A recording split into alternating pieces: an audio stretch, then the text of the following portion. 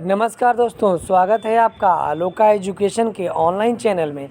आज हम लोग बात करते हैं नीलिट के ट्रिपल सी के बारे में। ट्रिपल सी का फुल फॉर्म क्या होता है?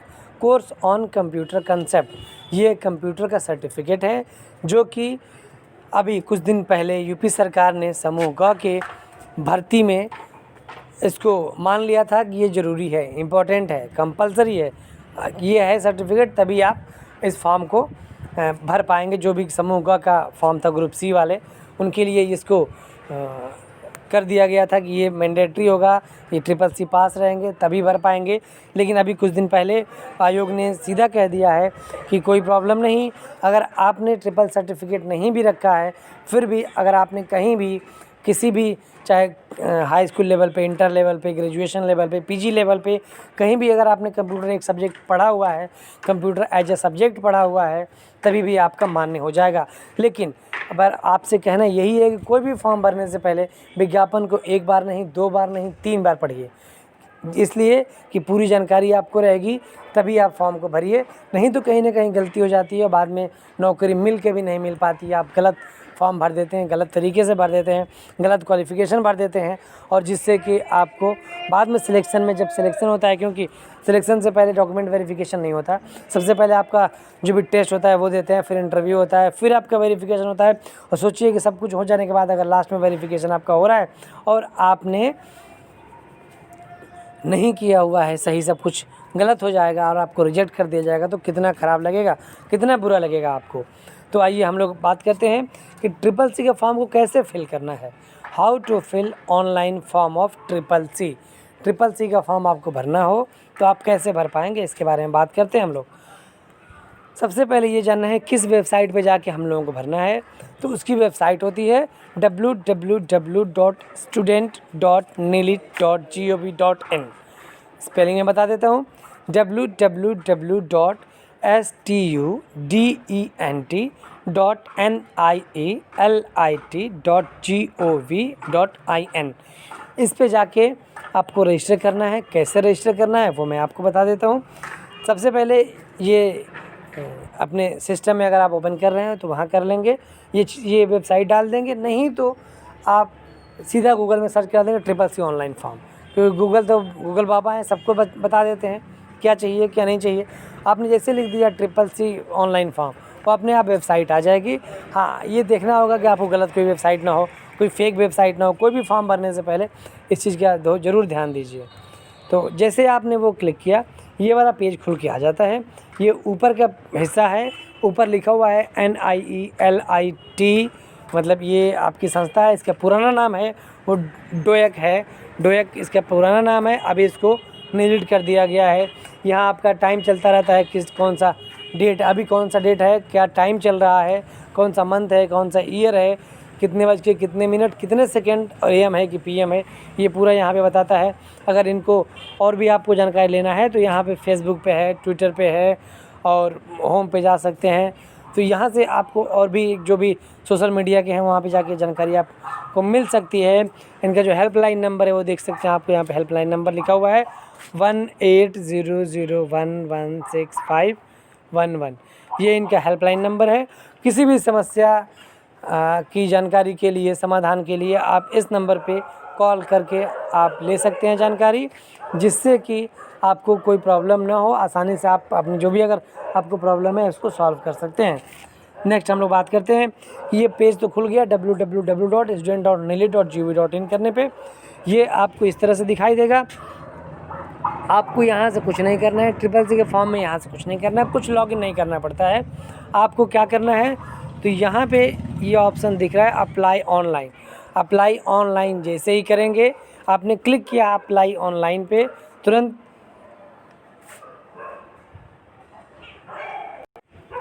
एक नया पेज खुल जाएगा। लेकिन उससे पहले थोड़ा हम लोग बात कर लेते हैं कि और इसमें क्या क्या पॉइंट हो सकते हैं। तो ये देख सकते हैं सब, और भी इसमें पॉइंट है। अगर डाउनलोड करना है एडमिट कार्ड, रिजल्ट देखना है, डाउनलोड करना है सर्टिफिकेट, क्योंकि ट्रिपल सी सर्टिफिकेट ऑनलाइन ही डाउनलोड होता है, यहाँ से डाउनलोड कर सकते हैं आप। तो और ये जो है ये आपका हेल्पलाइन नंबर है। और भी अगर आपको अधिक, जैसे हमने बताया कि हेल्पलाइन नंबर टोल फ्री है 1800116511। उसके अलावा भी अगर इसमें लिखा हुआ है जो भी आपको एक्स्ट्रा जानकारी लेना हो, मेल करना हो, तो ईमेल आईडी है, इसका स्क्रीनशॉट ले लीजिए, रख लीजिए अपने पास।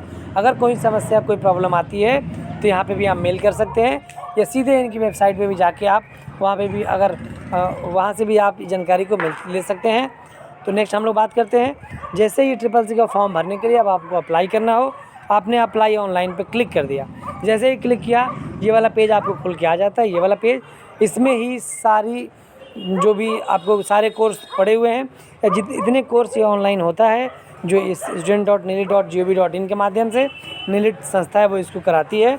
तो ये जितने कोर्स है, इसमें किसी भी कोर्स को अप्लाई करने के लिए आप उस पर क्लिक करते हैं।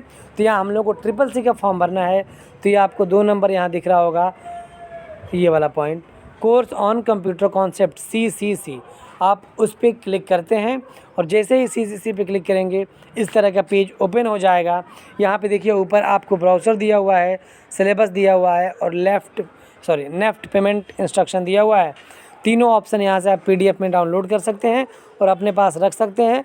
हमारा वीडियो अलग से बना हुआ है जिसमें CCC का पूरा सिलेबस है और ब्राउज़र है, वहाँ से आप भी जानकारी ले सकते हैं।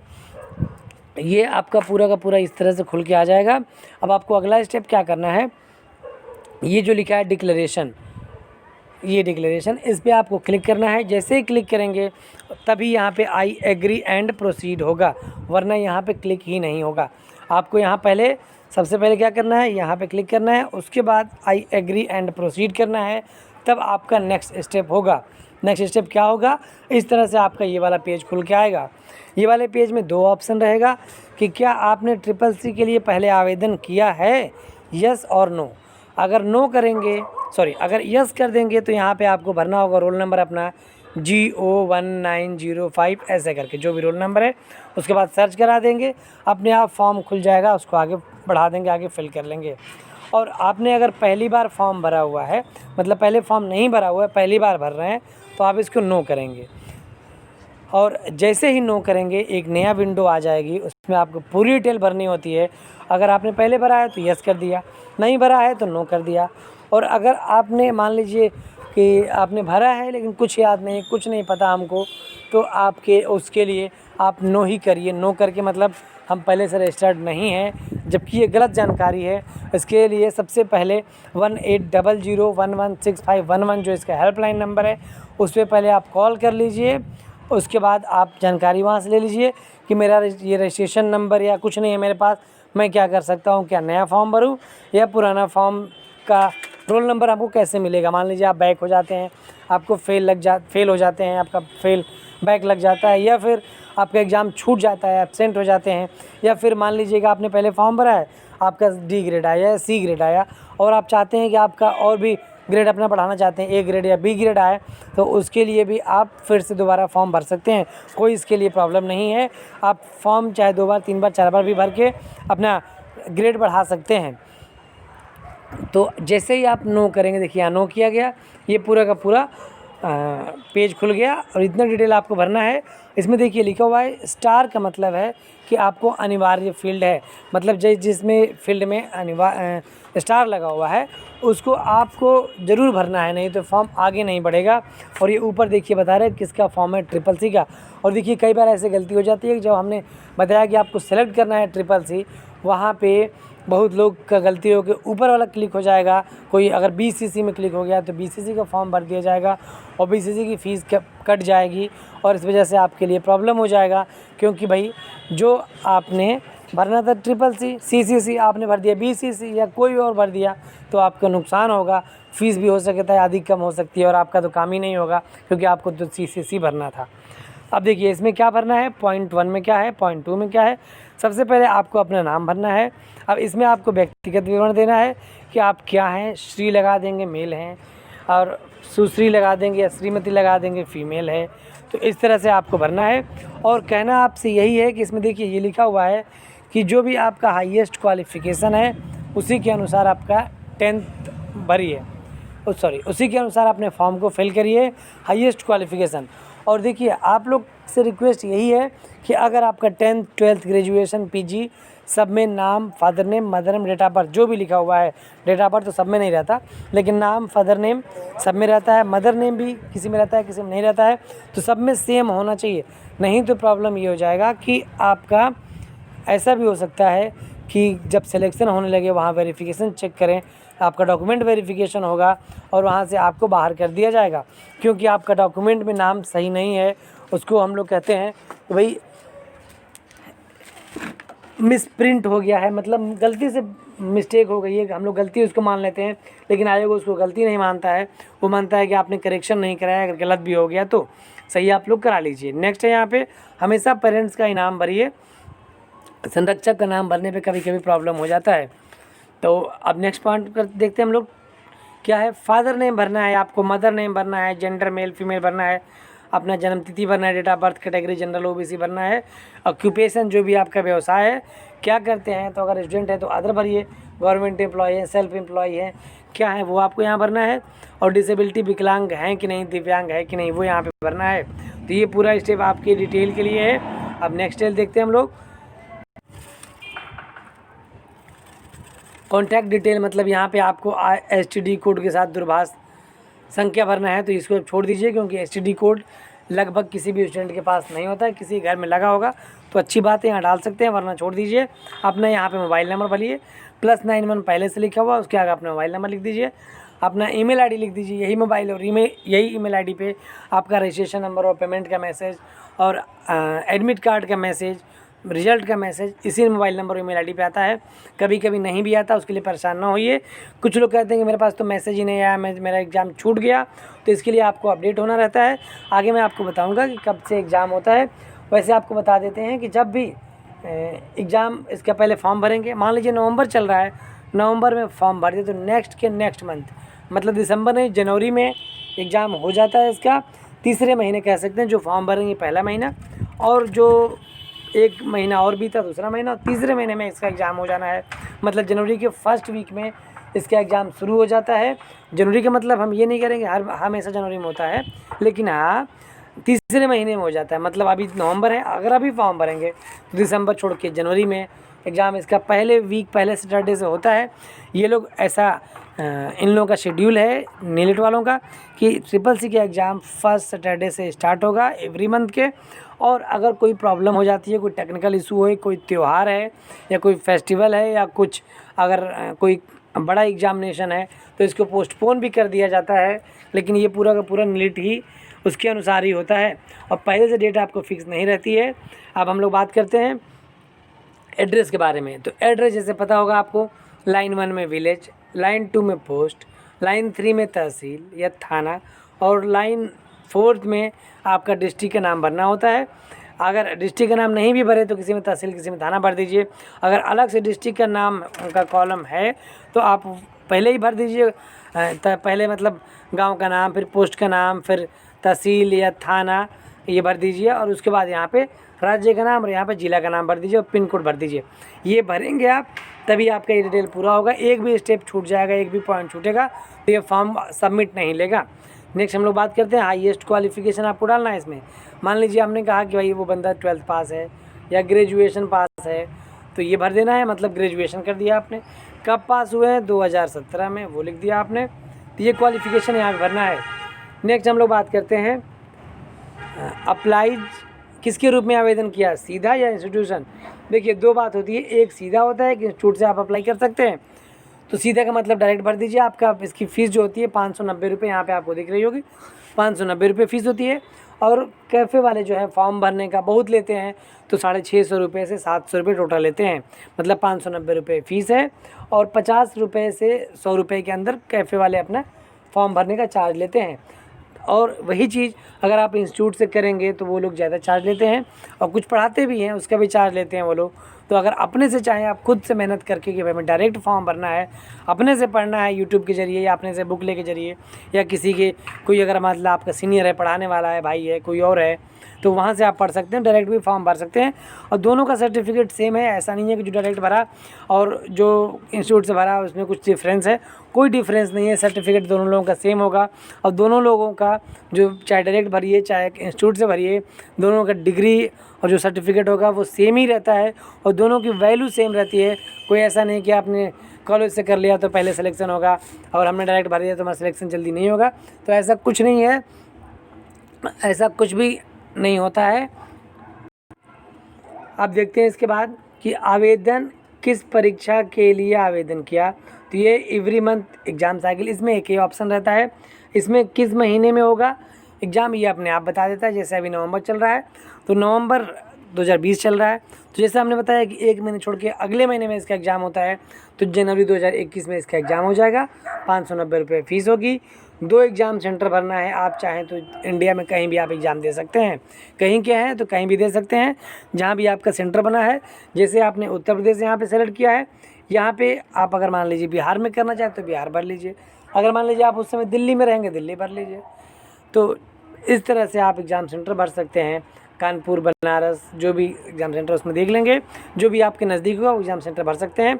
उसके बाद यहाँ पे आधार कार्ड भरना है, ये देखिए इसको स्टार नहीं लगाया, मतलब this field is not mandatory, ये ऑप्शनल है, चाहे तो इसको भरिए चाहे तो ना भरिए, कोई ज़रूरत नहीं है। अगर अपना आधार नंबर देना चाहें तो भर दीजिए, ना देना चाहें तो छोड़ दीजिए।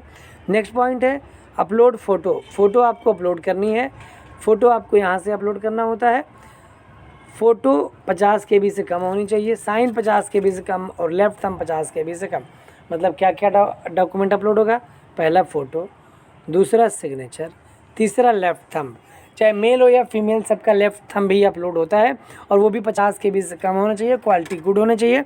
और कोई भी फॉर्म भरने से पहले ये चीज़ ध्यान में रखिए कि फ़ोटो आपके पास अच्छी होनी चाहिए, अपडेटेड होनी चाहिए, 3 महीने के अंदर की होनी चाहिए और चश्मा बड़ा वाला लगा के ना खिंचाइए फ़ोटो। मतलब जो रेगुलर लगाते हैं वो तो चल जाएगा, लेकिन जो जैसे हम लोग बाइक चलाते हैं वो चश्मा लगा लिए बड़ा सा काला वाला, तो ये नहीं चलेगा। टोपी लगा के अगर आपने फॉर्म खिंचा लिया है तो ये फ़ोटो नहीं चलेगी। आपने सेल्फी वाली फ़ोटो लगा दिया है तो ये सब फ़ोटो इसमें नहीं चलती है। इसमें क्या किसी भी फॉर्म में नहीं चलती है, आपके फॉर्म रिजेक्ट होने के चांसेस ज़्यादा रहते हैं। अगर ना हुआ रिजेक्ट तो अच्छी बात है। नेक्स्ट हम लोग देखते हैं नेक्स्ट स्टेप क्या है। ये करने के बाद आपको यहाँ पे एक कैप्चा भरना होता है, जैसे इसमें लिखा है 412427, इसको आप क्लिक करके उसके बाद डिक्लेरेशन पे क्लिक करते हैं कि हाँ भाई जो भी हमने ऊपर कहा है सब कुछ सही कहा है, कोई प्रॉब्लम नहीं है, सब कुछ मेरे नॉलेज का है, मैं सब पूरा फॉर्म को सही सही भर रहा हूँ। और कभी भी किसी भी कैफ़े वाले पे जाइए फॉर्म भराने के लिए या खुद से फॉर्म भरिए, तो इस चीज़ को आप ध्यान में रखिए कि आपका फॉर्म गलत ना हो, चेक करिए ध्यान से। अगर कैफ़े वाले दिखा नहीं रहे हैं, फॉर्म को सबमिट कर दे रहे हैं, तो उनसे कहिए कि भैया पहले मुझे मेरे फॉर्म को 1 बार 2 बार दिखा दो, मैं संतुष्ट हो जाऊं कि मेरी सारी स्पेलिंग सही है कि नहीं। क्योंकि आप लोग अक्सर ये करते हैं कि फॉर्म भराने जाते हैं और हाँ भैया ठीक है भर देते हैं, और जब प्रिंट आउट निकलता है या घर पे जाते हैं 1-2 दिन बाद जब फॉर्म को आप लोग पढ़ते हैं तब कहते हैं कि ये तो मेरा फॉर्म गलत हो गया। फिर जाकर कैफ़े वाले को सुनाते हैं और पूरा का पूरा ब्लेम कैफ़े वाले को ही दे देते हैं कि आपने फॉर्म भरा है, ये मेरा फॉर्म गलत हो गया है, अब इसका पैसा वापस करिए या क्या करिए, आप ही जानते हैं। तो ये बिल्कुल ही गलत है। आपका फॉर्म भरा जा रहा है, आपको नौकरी पानी है, आपको एग्ज़ाम देना है और आपको सर्टिफिकेट लेना है, तो ध्यान भी आपको देना होगा। हाँ, कैफ़े वाले इतना कर सकते हैं, अगर नहीं कर रहे हैं वो लोग कि आपको फॉर्म बिना दिखाए सबमिट कर रहे हैं, तब उनसे कहिए पहले ही बता दीजिए कि भैया फॉर्म भरने से पहले एक बार हमको ज़रूर दिखा दीजिए कि कहीं कोई मिस्टेक तो नहीं है, कहीं कोई गलती तो नहीं है। क्योंकि गलती चाहे कैफ़े की हो या आपकी हो, भुगतना तो आप ही को पड़ेगा, परेशानी तो आप ही को होगा। अगर किसी सर्टिफिकेट में आपका नाम गलत हो गया और उस वजह से आपका सिलेक्शन नहीं हो पाया तो किसकी प्रॉब्लम है? प्रॉब्लम तो आप ही को होगा ना। कैफ़े वाले को बहुत कह सकते हैं तो बोल सकते हैं, उल्टा सीधा सुना सकते हैं, और बहुत कर सकते हैं तो कैफ़े वाले जाके हड़का के बोल के उनसे पैसा ले सकते हैं।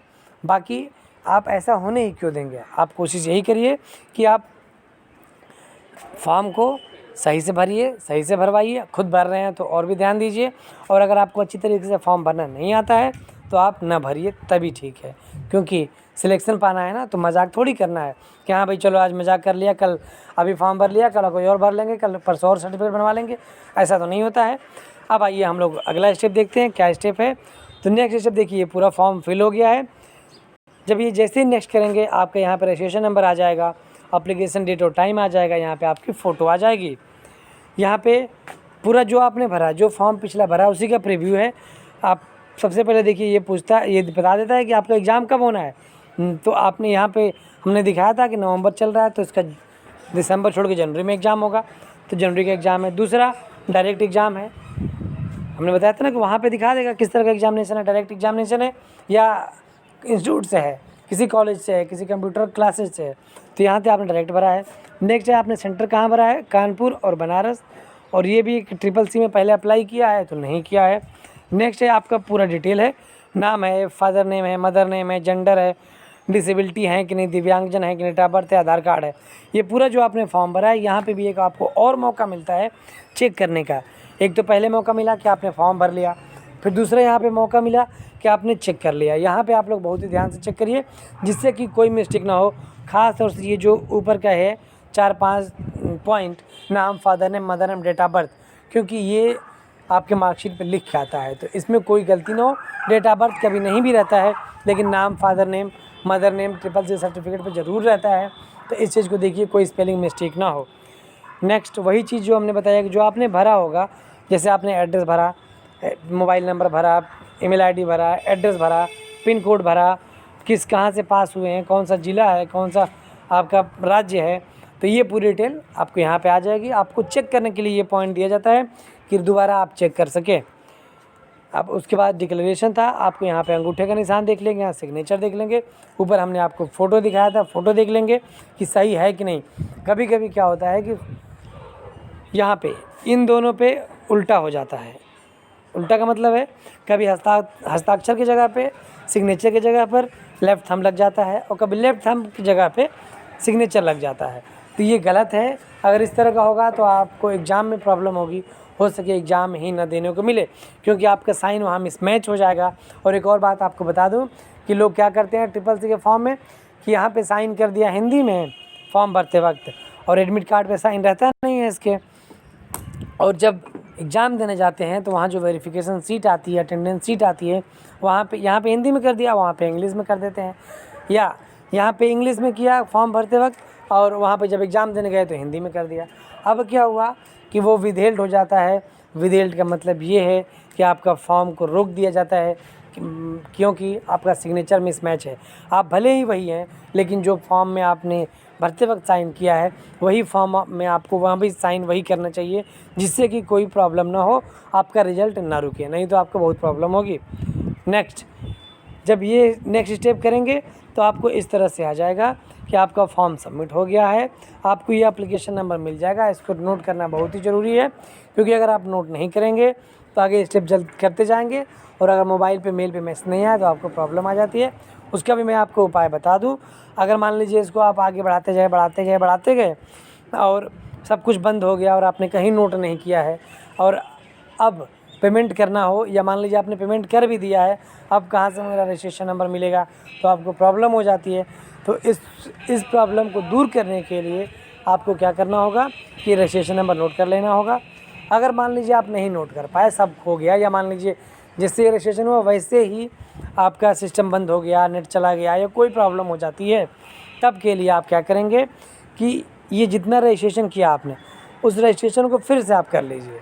जैसे ही दोबारा फॉर्म भरेंगे, पूरा रजिस्ट्रेशन करेंगे, वैसे ही इसमें ऊपर लिख के दे देगा कि you are already registered and your application number is this.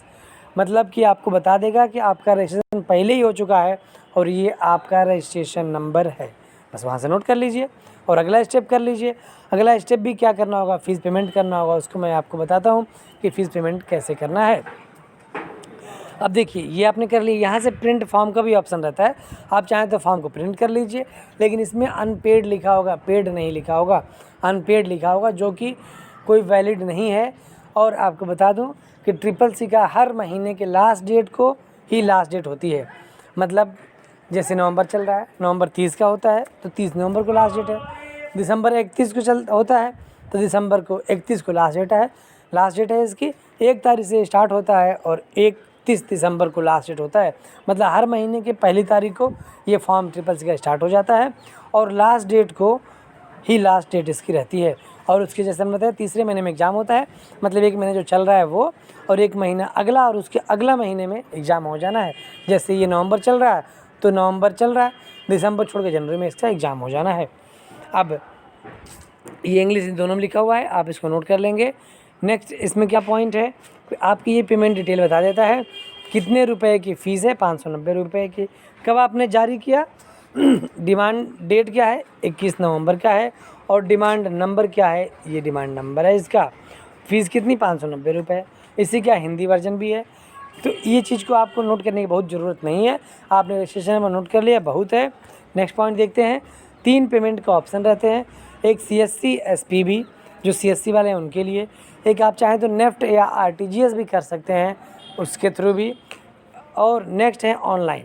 तो सबसे आसान तरीका आपका ऑनलाइन है, ऑनलाइन वाला करिए। सबके पास ATM कार्ड होता है, नेट बैंकिंग होता है या QR कोड होता है, भीम UPI होता है, इसके थ्रू आप, पेटीएम भी होता है और फ़ोनपे होता है, तो इनके थ्रू आप कर सकते हैं, जो कि बहुत ही आसान है। पहले कुछ दिन पहले प्रॉब्लम थी, लेकिन जब से फ़ोनपे आ गए हैं सब, बहुत ही ईजी हो गया पैसा ट्रांसफ़र करना, लेन देन करना, ट्रांजेक्शन करना।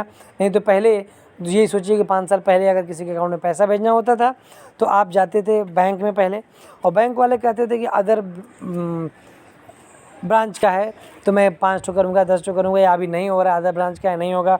और पैसा भी कटता था, आप लोगों को पता होगा कि लगभग हमें जहाँ तक है 25 से 50 रुपये, एग्जैक्ट मैं नहीं बता सकता हूँ, लेकिन ऐसा कुछ रुपये भी कटता था, कुछ ट्रांजेक्शन चार्ज, क्योंकि आप अदर जगह कर रहे हैं, अदर ब्रांच में कर रहे हैं, तो पैसा भी कटता था, प्लस आपको बैंक भी जाना पड़ता था। अब तो किसी को पैसा भेजना है, फ़ोनपे में अकाउंट नंबर डालिए, भेज दीजिए, कोई चार्ज नहीं। और या फिर अब तो मोबाइल नंबर पे भी आसान हो गया है, मोबाइल नंबर पे आपको भेज देना है, मोबाइल नंबर डाला फ़ोनपे में और मोबाइल नंबर रजिस्टर्ड है उनके बैंक से, जैसे कि आप तुरंत उधर पैसा चला जाता है। जैसे आपने इधर से सेंड किया, उधर तुरंत आपके अकाउंट से डेबिट हुआ, और उधर जैसे मैसेज जाता है उस तरह से मैसेज जाके उनके अकाउंट में क्रेडिट हो जाता है। तो आपको ऑनलाइन करना है पेमेंट, और ये करने के बाद पे ऑनलाइन पे क्लिक कर दीजिए। जैसे ही इस पर क्लिक करेंगे आपका ये वाला पेज खुल जाएगा। इसमें आपसे क्या मांगेगा, क्रेडिट कार्ड से करना चाहते हैं, डेबिट कार्ड से करना चाहते हैं, debit card plus ATM pin से करना चाहते हैं, नेट बैंकिंग से करना चाहते हैं, QR कोड से करना चाहते हैं, UPI से करना चाहते हैं, जिस तरीके से भी आप पेमेंट करना चाहते हैं वो सारे पेमेंट ऑप्शन यहाँ पे अवेलेबल है।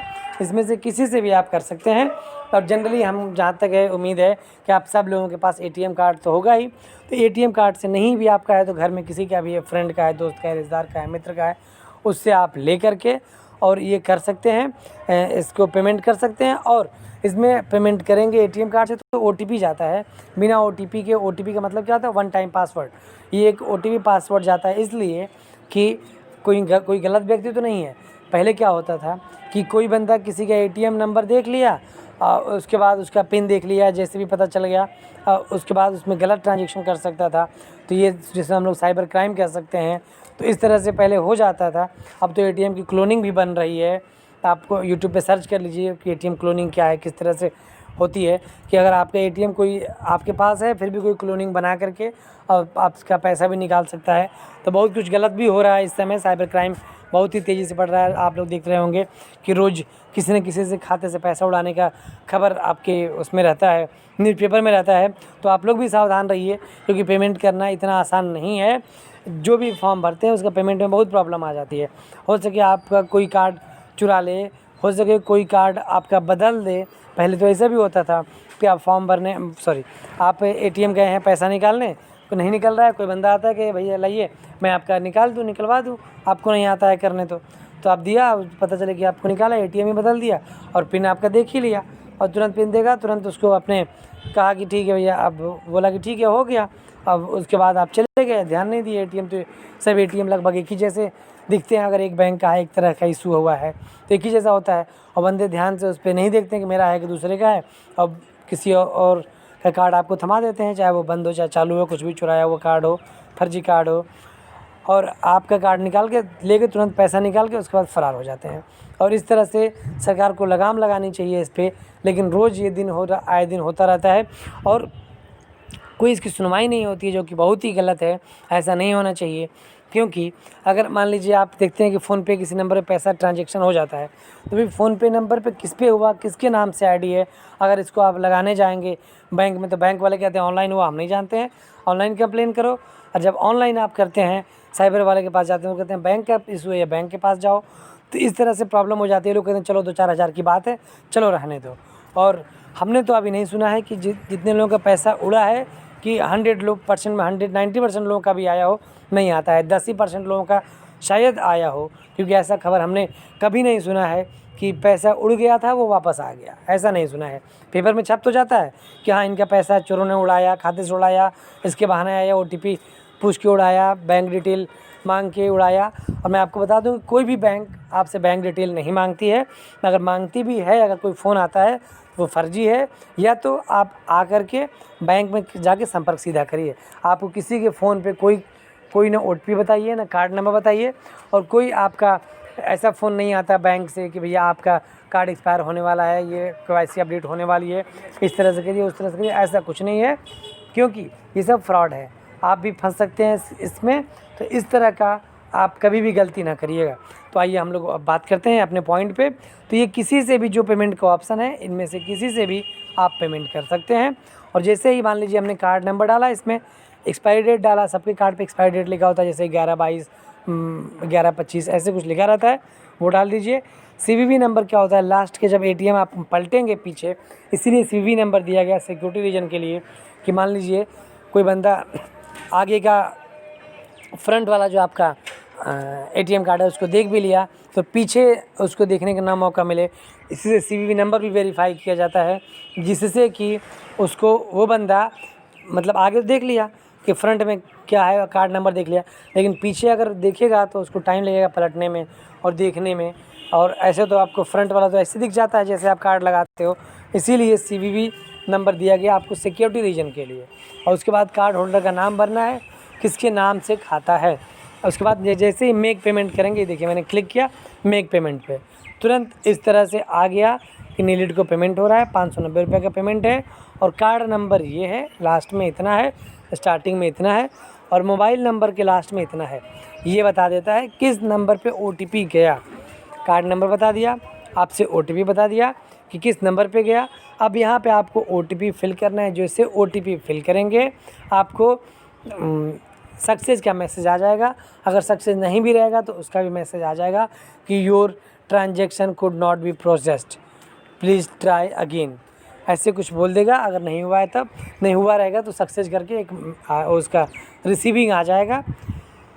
तो अब देखते हैं, अगर मान लीजिए आपका पेमेंट नहीं हुआ है, या आप पेमेंट चेक करना चाहें, या आपने फॉर्म भर लिया, अब उसका फिर से प्रिंट आउट निकालना है। भाई फॉर्म तो भर लिया आपने, पेमेंट भी कर लिया, प्रिंट भी तो चाहिए पूरा। तो प्रिंट निकालने के लिए आपको फिर से इसकी वेबसाइट पे विजिट करना होगा। वेबसाइट मैंने पहले ही बताया आपको, www.student.nilit.gov.in है।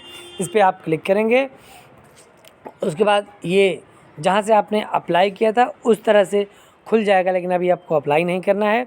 अभी आपको क्या करना है, तो प्रिंट निकालना है। इसके लिए इसमें से किसी भी एक पे आप क्लिक कर सकते हैं, चाहे तो डाउनलोड एडमिट कार्ड पे क्लिक करिए या व्यू रिजल्ट पे क्लिक करिए। किसी पे भी आप क्लिक करेंगे तो एक नई विंडो ओपन होगी इस तरह की। तो इसमें आपको सेलेक्ट करना होगा कि आपको क्या करना है। तो जैसे मैंने बताया कि आपको CCC पे क्लिक करना है, 2 नंबर वाले पे, ये CCC वाले पे CCC करना है, इस पर क्लिक किया। जैसे ही करेंगे आपसे इस तरह का, देखिए हम रिजल्ट पे क्लिक किया तो ये रिजल्ट आया, लेकिन हमको रिजल्ट नहीं देखना है। अगर रिजल्ट भी देखना होगा तो यहीं से आप देख लेंगे अपना रिजल्ट भी। और रिजल्ट में भी 3 ऑप्शन रहता है, रोल नंबर से देखेंगे, नाम से देखेंगे, या एप्लीकेशन नंबर से देखेंगे। तो ये आप यहाँ से कर सकते हैं, लेकिन हम लोगों को अभी रिजल्ट नहीं देखना है। भाई पहले तो फार्म भर जाए, तो फॉर्म भरने के लिए तो फॉर्म तो भर ही गया, प्रिंट निकल जाए। तो प्रिंट निकालने के लिए आप ये करेंगे व्यू फील्ड फॉर्म। जैसे ही व्यू फील्ड फॉर्म पे क्लिक करेंगे, ये वाला आपका व्यू फील्ड फॉर्म, ये स्टेप खुल जाएगा। इसमें अपना आप भर दोगे, एप्लीकेशन नंबर क्या है, डेट ऑफ बर्थ क्या है, और कैप्चा क्या है।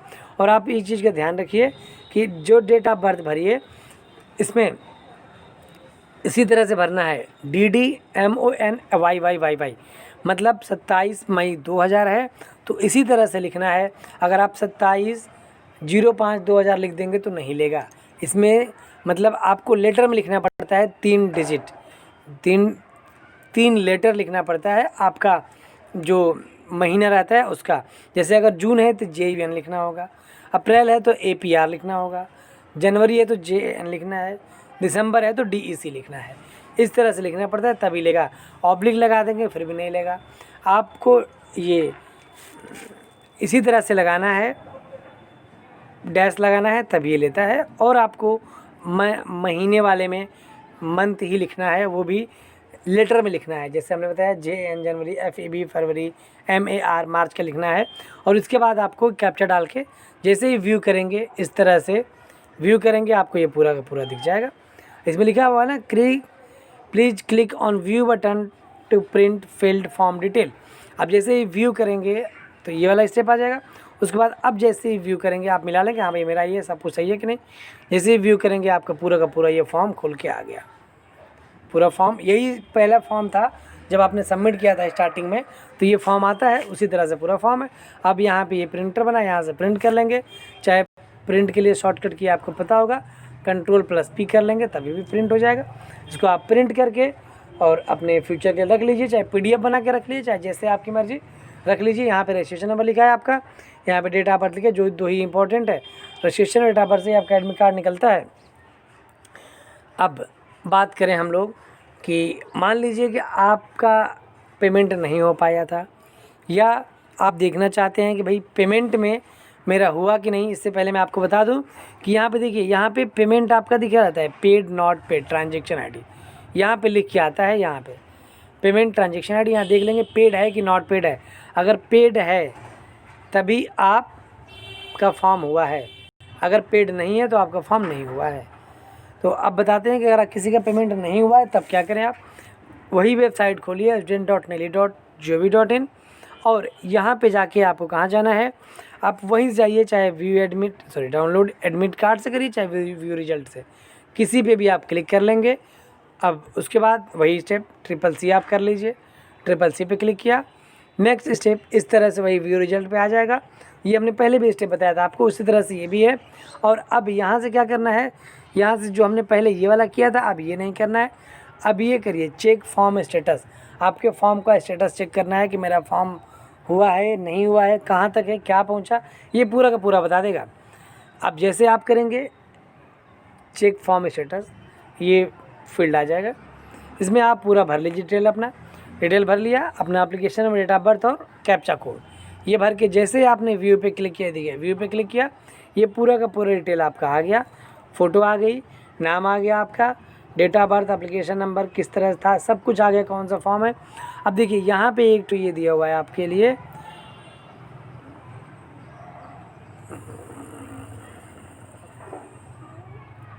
ये पे your fees either through CSC या नेफ्ट ऑनलाइन बाय क्लिकिंग पे फीस, मतलब आपकी फ़ीस नहीं जमा हुई है। देखिए ये क्या लिखा है आपको, यहाँ पे लिखा हुआ है करंट स्टेटस, ये आपको देखना है। Applied but fees not deposited bye candidate, मतलब आपका अप्लाई तो हो गया है लेकिन कैंडिडेट द्वारा फ़ीस जमा नहीं किया गया है। और यहाँ भी ऑप्शन दे रहा है पे फीस का। अगर फ़ीस आपकी पेमेंट हो गई होती तो यहाँ पेड दिखाता, और यहाँ पे कुछ ऑप्शन नहीं देता, पे का ऑप्शन नहीं देता, क्योंकि ये दिखाता कि you have already paid fees for this examination और फॉर दिस रजिस्ट्रेशन नंबर। तो पहले से दिखाता कि आपका ये फॉर्म भर दिया गया, फ़ीस जमा हो गई है। तो अब यहाँ से आप जैसे ही इस पर क्लिक करेंगे पे करने के लिए, फिर से वही स्टेप आ जाएगा ये वाला, और जो हमने पहले ही बता चुके हैं आपको कि इसके आगे आप फॉर्म को फिल कर लेंगे, भर लेंगे, जैसा कि पहले ही बताया गया है। ये पूरा का पूरा CCC के ऑनलाइन फॉर्म भरने के बारे में जानकारी थी। और भी कुछ अगर आपको चाहिए, इसमें कोई जो जानकारी छूटी हो, देखना चाहते हैं, जानना चाहते हैं, तो कमेंट में आप बता दीजिए, उस पर भी वीडियो बना दिया जाएगा। जो भी कन्फ्यूजन है, कोई प्रॉब्लम नहीं, आप बताइए, या अगर ऐसे ही आप मतलब लिख के अगर हो सकता है तो आपको लिख के भी बताया जा सकता है, रिप्लाई आपको दिया जाएगा कि कैसे होता है। Thank you for watching our YouTube online channel Aloka education. Thank you.